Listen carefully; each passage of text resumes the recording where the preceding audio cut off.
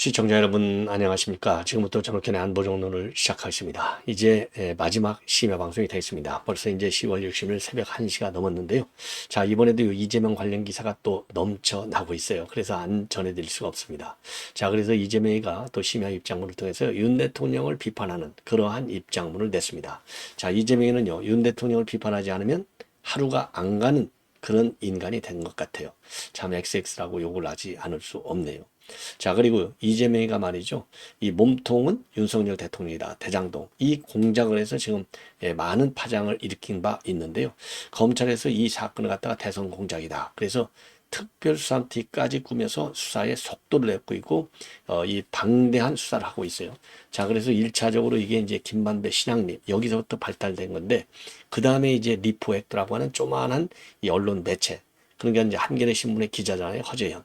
이게 이제 제2탄이고 제3탄이라고 볼 수 있는, 그러니까 이제 내용을 본다면 JTBC가 맨 먼저 보도했어요. 그리고 두 번째가 뉴스타파 이렇게 보도했는데 그러다가 그렇게 해서 뉴스타파가 두 번째라는데 최근에 다시 나온 보도가 아니면 의에 따르면 두 번째가 JTBC에 이어서 이 전 한겨레 신문인 허재현이가 그 대표로 되어 있는 리포액트가 두 번째로 3월 1일 날 보도를 했고, 사실은 이제 뉴스타파가 세 번째 보도한 게 되는 거예요. 3월 6일 날, 선거 3일 전날.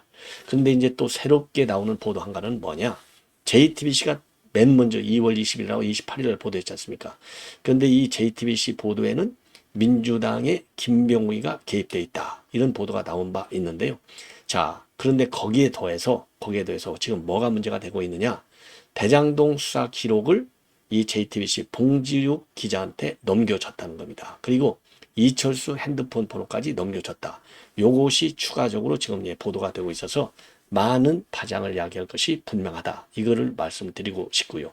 그리고 두 번째로는요, JTBC하고 그 다음에는 이 남욱, 그때 이제 미국으로 도망갔잖아요. 그 두 번씩이나 JTBC하고 남욱이가 이 인터뷰를 했는데, 이때 김만배가 개입을 해가지고 너 이재명이가 되면 죽으니, 그분이라고 하는 것이 이게 이재명이가 아니다.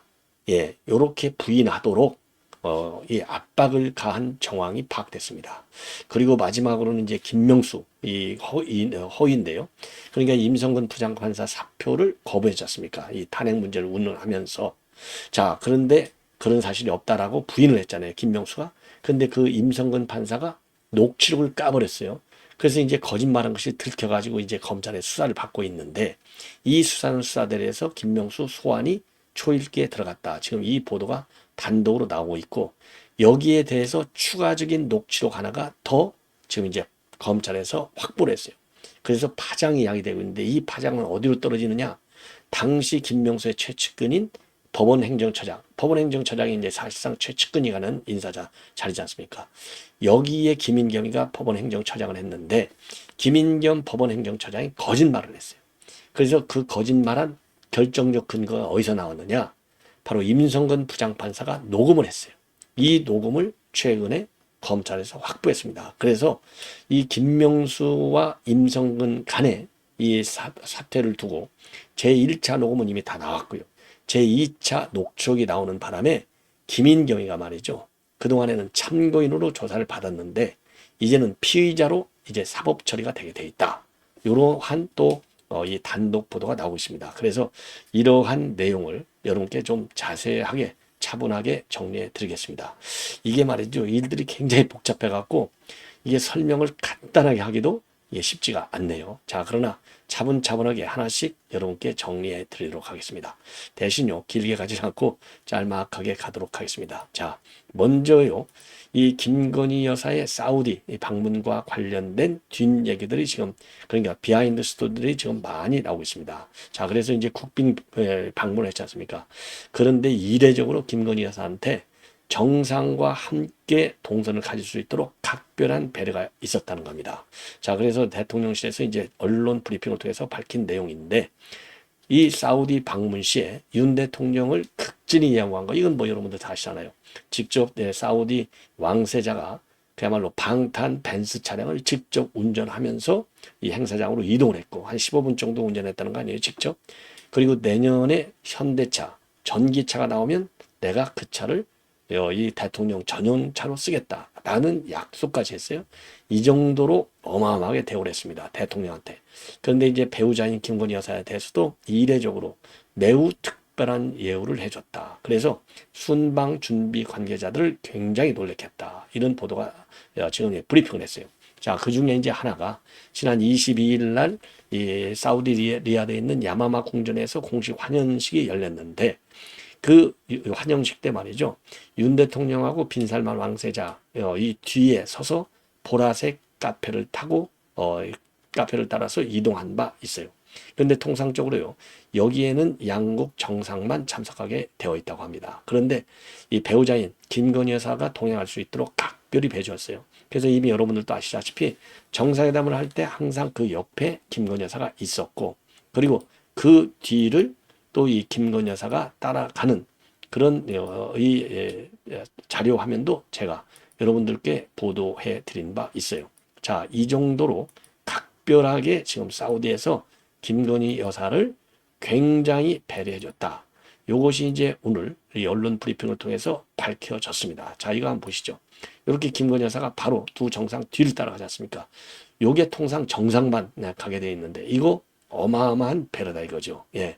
자, 그래서 아주 각별한 배려를 받는 점, 그 정도로 사우디 이 빈살만 왕세자가 신경을 썼는데 이런 원인이 다 기브 앤 테이크라고 하지 않습니까? 그래서 작년 11월 달에 빈살만이 왔을 때 이 한남동 관저 제1호선임했잖아요. 요거를 이번에 담례로 정중하게 이렇게 모신 것이 아니냐. 이렇게 생각이 듭니다. 그래서 이런 것들이 말이죠. 굉장한 이제 배려다. 이렇게 설명을 하고요. 또 다른 배려 중에 하나는 사우디 방문 첫날이요. 다리야 유적지를 방문했는데 이 다리야 유적지를 방문할 때 이 방문할 때도 지금 이제 윤 대통령하고 같은 동선으로 움직였다고 합니다. 자, 그래서 이것도 어마어마한 배려 중에 하나였다. 이러한 보도가 나오고 있어요. 자, 그래서 이 정도로 말이죠. 굉장한 이 배려를 해준 거. 이것이 결국은 이번 국빈 방문의 꽃이 아니냐. 이렇게 이제 해석될 수 있는 대목인 것 같습니다. 자, 그래서 이거는요. 그만큼 이제 윤 대통령이 사우디 빈살만 왕세자가 왔을 때 아주 그냥 각별하게 배워요. 자, 이게 이제 유적지를 방문했을 때 사우디 측에서 별도로 굉장히 지금 배려하고 있는 그러한 상황이 되겠습니다. 예, 사이언스 파크인데요. 예. 자, 이 정도로 해서 지금 아주 이 김건희 여사의 지금 동정까지도 굉장히 많이 신경을 써주는 그 사우디 측의 배려.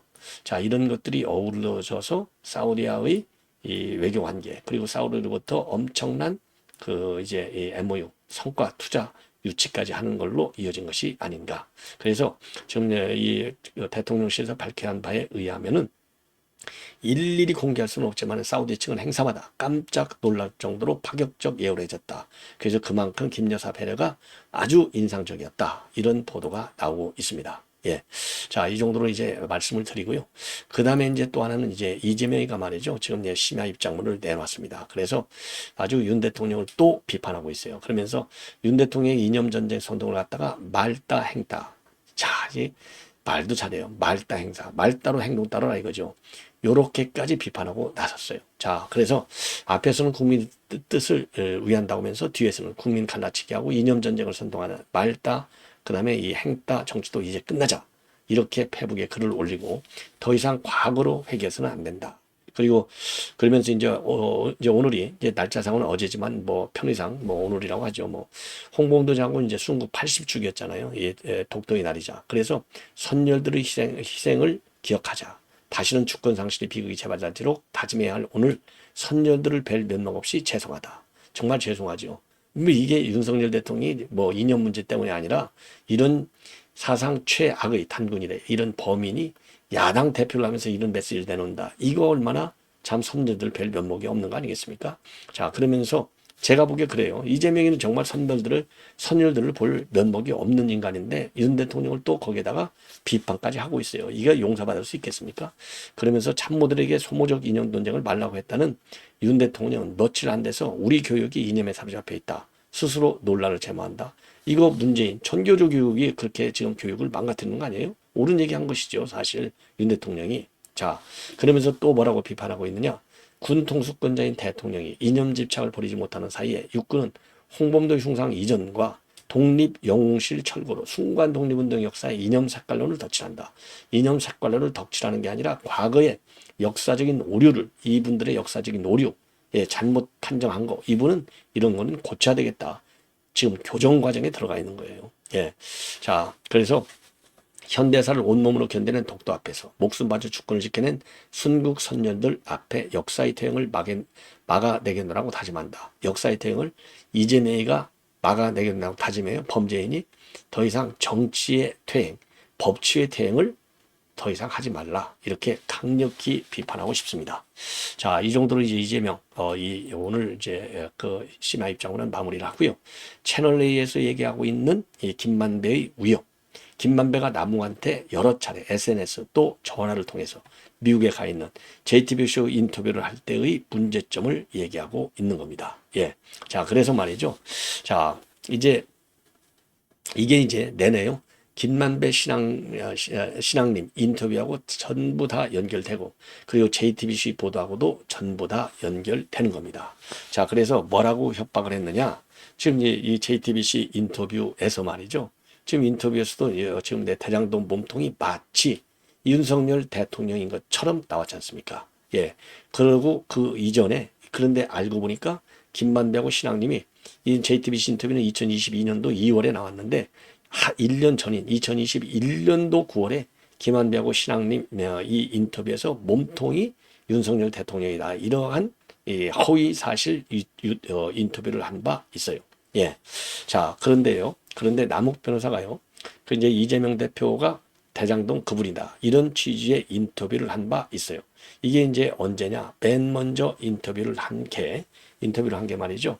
자, 2021년도 10월 달에 이 한 언론과의 인터뷰를 통해서 김만배가 평소에 유동규 전 부장을 천화동인 1호 소유자 그분이라고는 얘기한 기억이 없다. 이렇게 얘기를 해버렸습니다. 그러니까 김만배가 그분이라고 얘기한 기억이 없다라는 얘기는 이게 유동규가 그분이 아니라는 거잖아요. 그럼 유동규에 누군가가 있다는 얘기지 않습니까? 그럼 유동규의 윗사람이 누구겠어요? 이재명일 수밖에 없잖아요. 예. 그리고 나서 10월 달에 그렇게 인터뷰를 하고 다시 또 6일 뒤에 남욱 변호사가 뭐라고 인터뷰하느냐? 그거 대장동 그분 이재명이랑 관계없어. 딱 입장이 확 바뀌는 겁니다.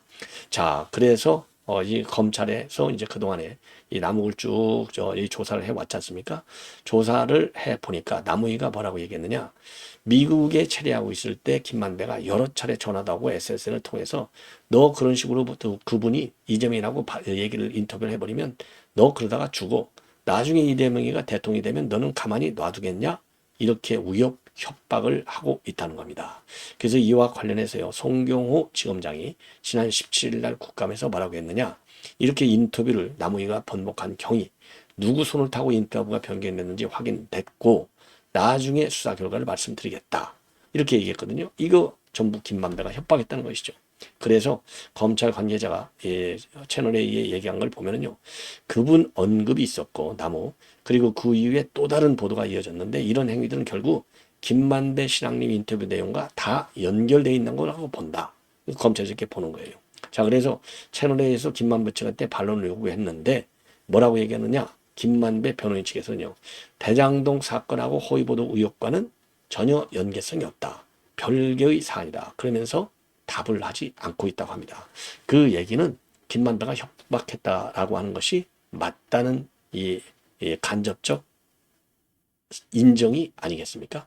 자, 그래서 요것도 앞으로 많은 파장을 야기할 그런 이제 후속 보도가 이어질 수밖에 없는 상황이다. 이렇게 보여집니다. 자, 그 다음에는 또 이제 뭐가 있느냐? 자, 검찰에서는요, 지금 지금 새로운 조사를 하나 하고 있어요. 지금 뭐냐? 바로 이제 대장동 초기 사업자인데 전 C7 대표인 이강기를 소환 조사했다고 합니다. 그래서 이 검찰 수사 내용이 지금 나오고 있는데요. 자, 이 이강길 전 C7 이 대표를 소환 조사해서 무슨 얘기를 지금 입수하고 있느냐? 자, 이런 얘기를 하고 있어요. 지금 뉴스버스, 여러분들 뭐 이것도 이제 좌파 매체인데 뉴스버스를 2021년도 10월 달에, 그러니까 이게 내내 인터뷰하고 다 연결, 가짜 몸통을 이 이재명이 아닌 윤석열 대통령으로 만드는 지금 이 대선 공작을 여러 매체 한 거예요. 그러니까 뉴스타파하고 했죠. 리포 액트하고 했죠. 그 다음에 JTBC도 했죠. 이제는 뉴스버스하고도 또 하고 있는 겁니다. 한 겁니다. 예. 그래서 2021년도 10월 달에, 예, 10월 달에 뉴스버스에다가 이 이강길 전 C7 대표가 뭐라고 얘기했느냐. 2011년도 당시 재검 중수부가 이 대장동 이 부산저축은행 대출 문제를 조사했지 않습니까? 그때 조우영 씨, 대출 브로커가 조우영이잖아요. 조우영이하고 대장동 관련 돈 거래를 알고 있었다. 당시 대검 중수부가 요렇게 인터뷰를 했는데 이강일이가 뉴스버스에 요 인터뷰한 경위가 어떻게 해서 이강일이라고 하는 C7 대표가 중수부가 이렇게 돈 거래를 한 거, 대출 브로커 조우영 씨하고 돈 거래했다는 사실을 알고 있었다라고 하는 인터뷰. 이 내용이 어떻게 해서 이렇게 인터뷰를 하게 됐느냐. 경위를 이렇게 물었다고 합니다. 그래서 지금 이거는 중앙일보가 지금 오늘 단독으로 보도하고 있는 내용이 되겠습니다. 여기에서요, 뭐라고 이제 이강일이가 진술을 하고 있느냐, 설명을 하고 있느냐. 인터뷰 내용이 이게 허위로 보도가 됐다라는 취지로 검찰에 진술을 했다는 겁니다. 이 인터뷰 내용이 허위로. 예. 그래서 인터뷰가 이 보도된 2021년도 10월 달은 이제 대통령 선거 딱 5달 전이잖아요. 그래서 이때부터 일부 언론에서는 대검 2011년도 대검 중수부 이과장이 누구냐. 그 당시 이제 윤석열 대통령이라는 거예요. 그래서 윤 대통령이 부산저축은행 정관계 로비를 수사하면서 조영을 봐주겠다. 이런 의혹을 일부 언론에서 제기하기 시작했어요. 자, 그러니까 이제 몸통을 살살 윤석열 쪽으로 몰고 가는 공작이 이때부터 시작된 거나 마찬가지로 이제 되잖아요. 자, 그래서 이강길 전 C7 대표는 그래서 중앙일보 통화에서 대검 중수가 이 조영의 돈 거래를 알고 있다고 말한 적이 없다. 그래서 과거 조 씨로부터 들은 이야기를 전했을 뿐이다 이거죠. 자기가 직접 한 게 아니고 전했다는 겁니다. 이 조우영한테 들은 얘기를. 자, 그런데 뉴스포스는요, 이렇게 이제 이강길이가 거짓 인터뷰한 것을 근거로 해서 대검 중수가 2011년도 수사에서 이 대장동 비리를 갖다가 은폐했고, 이걸 그러니까 이제 부산저축은행 사건을 무마시켰다는 얘기죠. 그리고 그 당시 주인 검사는 윤석열 후보다. 그래서 몸통이 윤석열 후보 쪽으로 몰아가는 보도를 뉴스버스도 하기 시작한 거예요. 그러면서 조영이가 2011년도 재검 중수부에서 부산저축은행 대장동 사업사 대출권을 조사받고도 거짓말을 한 것으로 볼 수 있다. 대출할선 등의 혐의로 피의자 조사를 받고 사법 처리됐어야 할 조우형이가 왜 참고인 조사만 받게 됐는지 풀려야 할 의무이다. 그러니까 조사만 받고 나온 것은 박영수 변호사의 소개로 윤석열 이 장수 중수이과장을 알아가지고 윤석열 중수이과장이 봐줬다. 이런 결론을 유도하는 거잖아요. 그래서 몸통은 윤석열이다. 이렇게 뉴스버스도 몰고 가는 겁니다. 그래서 검찰은요, 이 뉴스버스의 이러한 보도 내용하고 이강길 전 대표의 실제 인터뷰 발언의 진위 여부에 대해서 지금 수사를 집중적으로 하고 있는 상황이라고 합니다. 자, 그리고요, 그리고 실제로 이 조우영이는요, 검찰 조사에서 뭐라고 얘기했느냐? 2021년도 11월이 되겠습니다. 한 달 후에. 그래서 2011년도 재검 중수부 수사는 대장동 대출과는 전혀 무관하다. 이렇게 얘기를 했어요. 예. 그리고 검찰도 2011년 대검 중수부 수사는 조우영에 대해서는 계좌 추적도 하지 않았다. 이렇게 얘기를 하고 있습니다. 자, 그래서 이 대선 공작과 관련된 허위 인터뷰 내용이 앞으로 계속해서 검찰의 수사 대상으로 지금 가고 있다. 이런 말씀을 다시 한번 여러분들께 드리고 싶습니다. 자, 그리고요, 이제는 마지막으로 이제 하나만 더 여러분께 말씀을 드린다면, 바로 뭐냐, 대장동 수사 기록으로 이 김병욱 의원, 김병욱 직접 또는 최현 보좌관을 통해서 말이죠, 대장동 수사 기록 상당 부분을 지금 뉴스타파, 그러니까 지금 이제 뉴스타파로 갔잖아요. JTBC의 봉주 기자, 여기로 넘어갔다. 예, 이 보도가 지금 나오고 있어요. 이것도 이제 단독 보도를 통해서 지금 나오기 시작한 겁니다. 자, 그래서 요것도 예, 앞으로 상당히 이제 뉴스거리가 그렇죠. 결국 뉴스거리로 더 커질 수밖에 없는 것 아니냐. 자, 그래서 중앙대검 수사팀에서 말이죠. 이 봉주 기자의 압수수색 압수품을 갖다가 분석하는 과정에서 이 봉주 기자가 김병관 의원 측으로부터 대장동 개발 특혜 수사 기록을 받은 사실을 확인했어요. 이 김병욱 의원의 경우에는 성남 추진의 멤버 중에 한 사람 최측근이고요. 그리고 대장동 특위 위원장을 해 먹은 사람이에요. 그러니까 대장동 특위 위원장을 하니까 대장동 수사 기록을 문재인 검찰로부터 다 받은 것이죠. 그래서 그걸 갖다가 봉주익한테 넘겨서 봉주익가 가짜 뉴스를 만들어 가지고 몸통은 윤석열 대통령이 되도록 이런 대선 공작을 한 것으로 볼 수밖에 없어요. 예. 자, 그래서 이제 봉 기자가 지금 이제 2월 20일이라고 2월 28일 두 번씩이나 보도했지 않습니까? 이게 전부 잘못된 거잖아요. 가짜. 그래서 JTBC가 최근에 말이죠. 지난 27일 날 이 내부 조사를 했는데 이 봉주 기자가 잘못했다. 짜집기 보도하고 왜곡 보도하고 그리고 간부들한테 허위 보고했다. 이 세 가지를 밝혀냈지 않습니까? 자, 그래서 이제 이 봉주 기자에 대한 수사도 상당히 속도를 낼 수밖에 없고 그리고 이제 봉주 기자한테 지금 이제 이철수 그러니까 조우영의 사촌형 전화번호까지 주었다는 거 아니에요. 그러니까 봉지욱이 네가 직접 만나서 취재를 더 많이 해서 더 많이 보도하라. 이렇게 압박한 거나 마찬가지가 아닌가 이런 생각이 들고요. 마지막으로 이제 한 꼭지만 더 말씀드리면 이거는요. 지금 이제 TV조선이 단독으로 보도하고 있는 내용입니다. 제가 모두에 말씀드렸듯이 이 기사 내용도 제법 길은데 핵심은 그거예요. 자, 김명수가 지금 사법조치 아주 이제 초읽게 들어갔어요. 수완이 초읽게 들어갔는데 뭐 때문에 그러냐? 바로 녹취록 때문에 그랬습니다. 녹취록이 걸린 거예요. 어떤 녹취록이냐? 임성근 부장판사가 내가 몸이 아파서 사표를 내겠습니다. 그렇게 얘기하니까 야, 너 사표 안 돼. 지금 민주당에서는 탄핵 식사하고 난리인데 이런 상황에서 내가 너 사표를 처리해 줄 수 있겠어? 탄핵 당해야지. 요쪽으로 얘기하는 거예요. 그래서 사표 수리가 안 돼. 그러니까 이제 이게 나중에 이제 문제가 되니까 2020년도 5월로 넘어갑니다. 예. 그래서 이제 김명수가 이 민주당에서 탄핵 추진한다는 건 다 알고서 이제 그렇게 제물로 바치려고 한 거 아닙니까? 근데 이게 이제 언론을 통해서 논란이 되니까 난 그런 적이 없어. 이렇게 얘기하는 부인한 거예요. 자, 그러면서 국회에다가도 그런 적이 없다. 이렇게 거짓말 한 겁니다. 그랬는데 그러니까 이제 임성근 부장관 판사가 볼 때 얼마나 열받아요. 그러니까 이 김명수하고 주고받은 대화 녹취록을 싹 까버립니다. 그러니까 이게 거짓말로 확인이 됐잖아요. 그래서 지금 이제 이게 수사에 지금 진행 중에 있고 현직이다 보니까 소환 조사까지는 못하고 김인겸 법원행정처 차장까지만 검찰전 수사가 진행돼 왔어요. 그런데 이 수사 과정에서 이제 새롭게 지금 이제 TV조선 단독 보도 내용은 뭐냐? 김인겸 행정차장한테 내가 이 김명수 대법원장하고 좀 사표를 내겠다 이런 얘기를 당연히 왜냐하면 행정적으로는 법원 행정처에서 사표 수리를 해줘야 되는 거니까 행정 처리를 해야 되니까 김인겸이한테 다 얘기를 했어요. 그러면서 그러니까 이 임부장 판사가 김명수하고 이 자기 사표 문제를 가지고 얘기한 것도 전부 녹음해놓고 김인겸 차장하고 대화하는 것도 전부 다 녹음을 해놓은 거예요. 근데 지금까지 임부장 판사 이 녹음해놓은 거가 언론에 나온 적이 없어요. 그런데 이 검찰에서 이 김인겸 법원행정처 차장하고 임부장 판사가 대화한 사표 문제에 관해서 사태 문제 녹취록을 검찰이 확보를 했어요. 그러니까 임부장 판사가 열받으니까 넘겨준 거죠.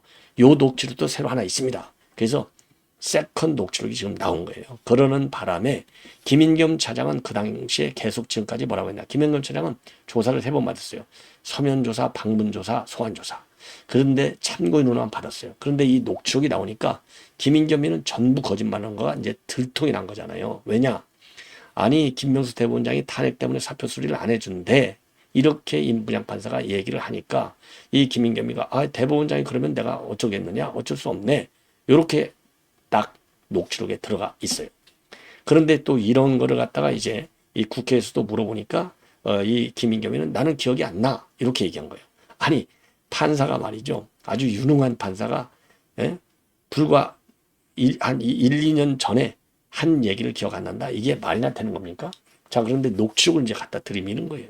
그러니 지가 어떻게 하겠어요? 딱 걸린 것이지. 그렇잖아요? 예. 그래서 김인겸이가 지금까지는 참고인으로 조사를 받아왔지만은 이제부터는 피의자로 신분이 바뀌었다. 사법 처리 대상이 됐다. 예. 그래서 사표를 수리하지 않은 것은 직권남용, 그리고 거짓말한 것은 허위 공문서 작성 혐의. 자, 그래서 이제 김명수 플러스 법원행정처 차장까지 소환 조사 임박, 사법 처리 임박, 이렇게 되고 있습니다. 자, 이걸 보면은요, 얼마나 이 김명수가 아주 못된 인간이고 그 밑에 있는 김인겸이도 못된 인간인지 딱 여실히 드러난 것이 아닌가, 이렇게 판단이 됩니다. 시청자 여러분, 이렇게 해서 본 방송을 모두 마치겠습니다. 편안히 주무시기 바랍니다. 대단히 고맙습니다.